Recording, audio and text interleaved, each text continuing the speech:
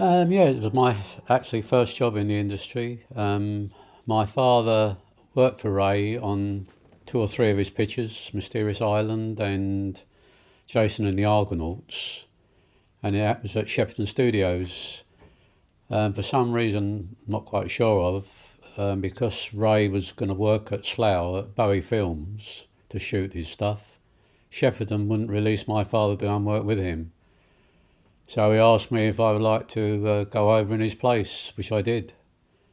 So I went there, and originally they said I'd be about 6 months, and it ended up at 7 months. And it was just me and Ray in a little tiny studio at the back, where Ray did all his work. I was at that time an electrician, and my job basically was to look after the lights, help Ray with whatever I could, and he taught me how to load the camera. Also, when rushes came in, I would run them on the projector because we had our own little theatre there. I would run that, and any other jobs that Ray needed doing that he didn't necessarily want to do. Ray was a very nice man, very even, very clever man, been in the industry a long time, and did everything himself. He didn't need virtually anyone. He was a one-man band. Never went to, all the main unit stuff was shot at Shepperton, but never had a chance to get there. We were just working 5 days a week in Slough on the trading estate. Everything was like tabletop, and then Ray just carried on doing his work. Once he started, no one was allowed in. They had to knock on the door because there was a door from the other stage.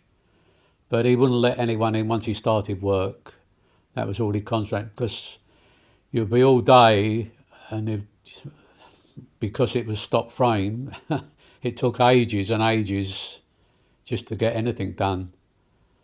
Originally, I'm not sure what the building was used for, but Les Bowie took it over to run his business from, his effects business. It had a reasonably sized small stage that he could use, and offices.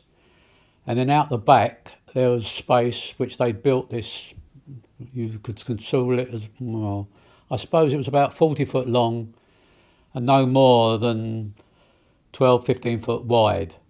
And that's all Ray needed. He needed the length for his back projection. And that was all that was there. It was just an open, narrow building that was built for him to do all the stuff for First Men, which was enough for to put his lights in, his camera, and anything that he needed to make his models up. And very rarely did he ever reshoot anything. Usually he got it all right first time. Wouldn't do retakes unless it was essential. And then he would check, obviously, what they were doing at Shepperton. Every now and again, Ray would go over to Shepperton to make sure that the live action stuff they were doing, it suited what he wanted to do. Because really, without his work, the film wouldn't work. Well, he was, with Charlie Schneer, he was the co-producer of the film. I think he was co-producer on 3 or 4 of his own work. So he had control, really, quite a lot of control. And then when that finished, as it was Bowie Films that he was working at, they asked me if I would like to join them, which I did, and never looked back, really.